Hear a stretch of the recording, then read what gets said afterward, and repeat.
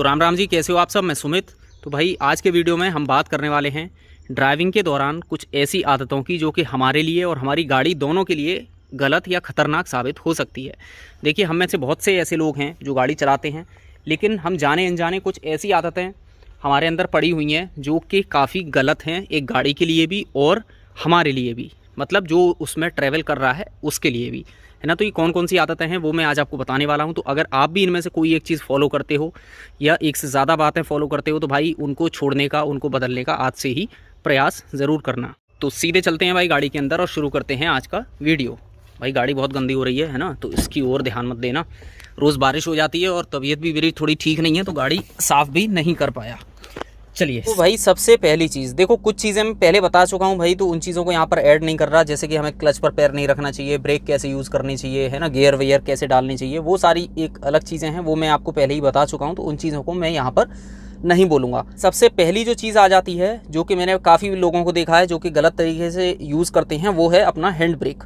Hand brake लगाने का भाई एक अलग तरीका होता है ना। तो उसका क्या तरीका है वो मैं आज आपको बता देता हूँ। अगर आप गलत तरीके से हैंड ब्रेक लगाओगे तो भाई ये आपका खर्चा बढ़ा सकता है, हैंड ब्रेक ख़राब हो सकता है, इसका जो हैंडल है ये जाम भी हो सकता है और फिर आपको जो है इसमें पैसे खर्च करने पड़ते हैं। तो उसके लिए देखो मैं आपको बता दूँ, सपोज़ करो ये हम कहीं से गाड़ी चला कर लाए, हमने गाड़ी रोकी, है ना। सबसे पहले तो पैर से ब्रेक लगा कर रखो, ठीक है, पैर से आपके ब्रेक लगे हुए हैं। उसके बाद हमें करना क्या है, इस तरह से आपको ऊपर हैंड ब्रेक खींचना है, हमें ये बटन प्रेस नहीं करना, ठीक है, बटन प्रेस नहीं करना, केवल आपको हैंड ब्रेक ऊपर को खींचना है। ये आपका लग गया। अब जब इसको रिलीज़ करना है तब हमें इसका बटन का यूज़ करना है। इसको आप दबाओगे और नीचे ले जाकर छोड़ दोगे, अच्छे से पूरा नीचे ले जाओ, आधा मत छोड़ो, है ना, नीचे से ले जाकर इसको रिलीज़ कर दो इस बटन को। लेकिन जब लगाना है तो हमें इसका यूज़ नहीं करना, हमें केवल हाथ नीचे लगाकर ये ऊपर, ठीक है। अब यहाँ पर एक और चीज़ है भाई, मैंने बहुत से लोगों को देखा है इस पर जूझ पड़ते हैं, मतलब उनको ये लगता है कि अच्छे से अभी भी नहीं लगा, अभी भी नहीं लगा, इसको ऊपर खींचते ही रहते हैं। ऐसा नहीं करना भाई, जहाँ तक आसानी से ये जा रहा है ऊपर, है ना, वहीं तक इसको लगाओ। इससे ज़्यादा ऊपर ज़बरदस्ती खींचने की ज़रूरत नहीं है। अगर ज़बरदस्ती आप खींचोगे तो इसका जो वायर होता है जो पीछे ब्रेक्स में जाता है, ब्रेक पैड्स तक जाता है, वो ख़राब हो सकता है और हो सकता है ये फिर आपसे अनलॉक भी ना हो ईजीली।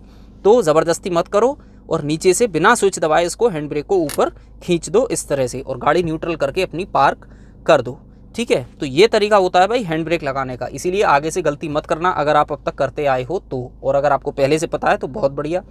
अब दूसरी चीज़ आ जाती है भाई गाड़ी ड्राइविंग के दौरान। देखो, जब भी हम गाड़ी चलाते हैं तो सपोज़ करो मैंने गियर लगाया, मैं चल दिया, अब मैं क्या करता हूँ, मैं अपना लीवर ऐसे पकड़ लेता हूँ, दूसरे हाथ से अपनी स्टीयरिंग को पकड़ लेता हूँ, मतलब एक हाथ में लीवर पर ही रखे रहता हूँ। तो भाई ये भी बहुत गलत तरीका है। हमें कभी भी अपने हाथ को लीवर के ऊपर रेस्ट नहीं देना गाड़ी चलते समय। ऐसा क्यों वो मैं आपको बता दूं भाई, आप सभी जानते हो। देखो, ये डायरेक्टली कनेक्टेड होता है आपके गियर बॉक्स से, है ना। यहाँ से आप गियर चेंज कर रहे हो तो मतलब ये गियर बॉक्स से कनेक्टेड है।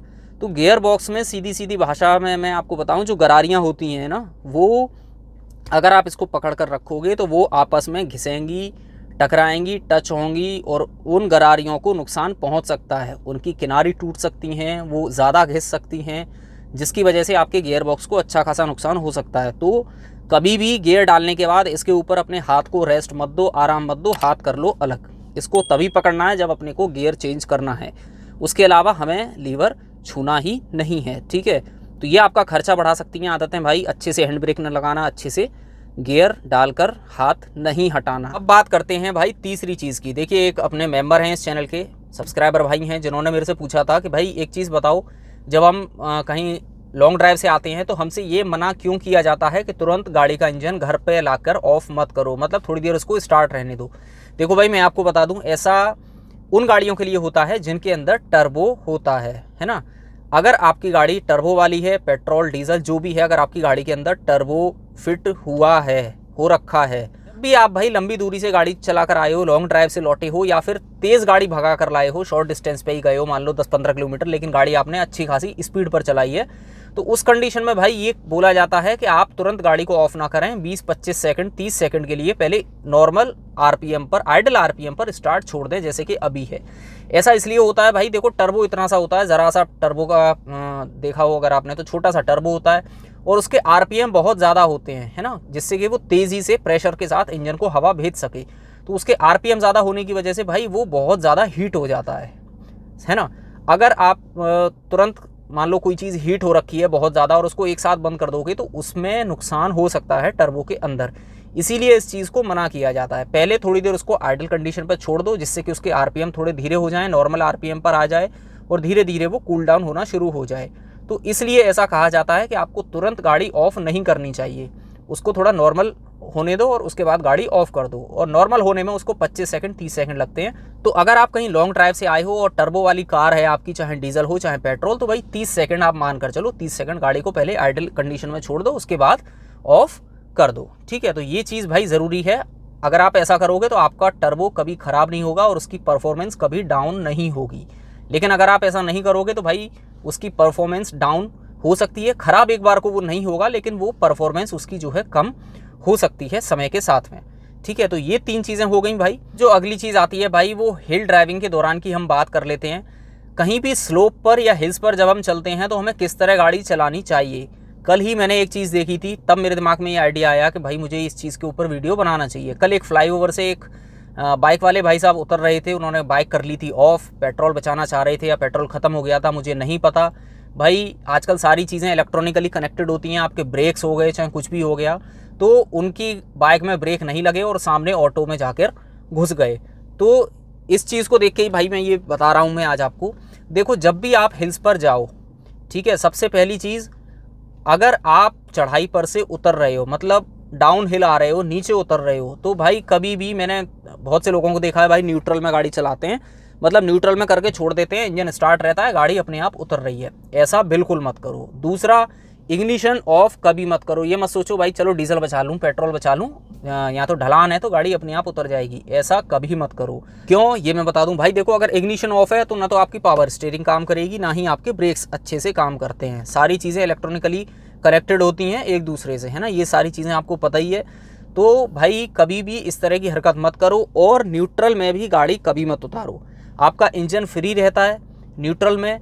अगर मान लो एक साथ ढलान आ गया, आपने टर्न लिया पहाड़ी पर, आपको आगे नहीं पता कितना ढलान है, एक साथ ढलान आ गया, गाड़ी की स्पीड आपकी तेज़ हो गई, और अगर कभी ऐसा हो जाए कि एक बार में ब्रेक न लगें, है ना, दोबारा आपको ब्रेक लगाने का टाइम ना मिले, सामने कोई व्हीकल आ जाए, तो आप क्या करोगे। तो इस तरह से भाई हिल्स पर कभी भी गाड़ी मत चलाओ, बिना गियर के गाड़ी मत चलाओ और इग्निशन ऑफ करके भी गाड़ी कभी मत चलाओ। अब गाड़ी चलानी कैसे है हमें, हाँ एक और चीज़ भाई, कभी जैसे थर्ड गियर डाल लिया आपने, हिल्स पर स्पीड में चल रहे हो और साथ में ब्रेक लगाकर चल रहे हो, है ना, कि गाड़ी ज़्यादा मतलब किसी में टच ना हो जाए, हमारा एक्सीडेंट ना हो जाए, और ब्रेक भी लगा रहे हो साथ में स्पीड में भी चल रहे हो, भाई ये भी मत करो। जो आपके ब्रेक पैड्स हैं जो लेदर हैं वो ख़राब हो जाएंगे, बिना मतलब ब्रेक घिसेंगे आपके, उसमें भी पैसा खर्च होगा और आपके इंजन पर भी लोड पड़ेगा। क्योंकि आप एक तरफ तो भाई हाई गियर में गाड़ी चला रहे हो, आरपीएम बढ़ रहे हैं, इंजन तेज़ भाग रहा है, और ऊपर से आप ब्रेक लगाकर इंजन को रोक भी रहे हो, तो ये काम भी अपने को नहीं करना है। करना क्या है भाई, जब भी कहीं चढ़ाई या ढलान पे से उतर रहे हो आप, तो अगर ज़्यादा ढलान है, बहुत ज़्यादा स्लोपी एरिया है और ट्रैफिक अच्छा खासा है, तो पहली गियर में गाड़ी को चलाओ। ठीक है, पहले गियर में छोड़ दो, गाड़ी धीरे धीरे अपने आप उतरती रहेगी, इंजन आपकी गाड़ी को कंट्रोल करता रहेगा। अगर उसके बावजूद ज़रूरत पड़ती है तो ब्रेक का यूज़ कर लो, अदरवाइज़ पहले गियर में गाड़ी को उतारो। और अगर थोड़े चौड़े रोड्स हैं, है ना, स्लोपी एरिया ज़्यादा नहीं है, ट्रैफिक भी नहीं है, तो आप ज़्यादा से ज़्यादा सेकंड गियर में गाड़ी को उतार सकते हो, इससे ज़्यादा नहीं।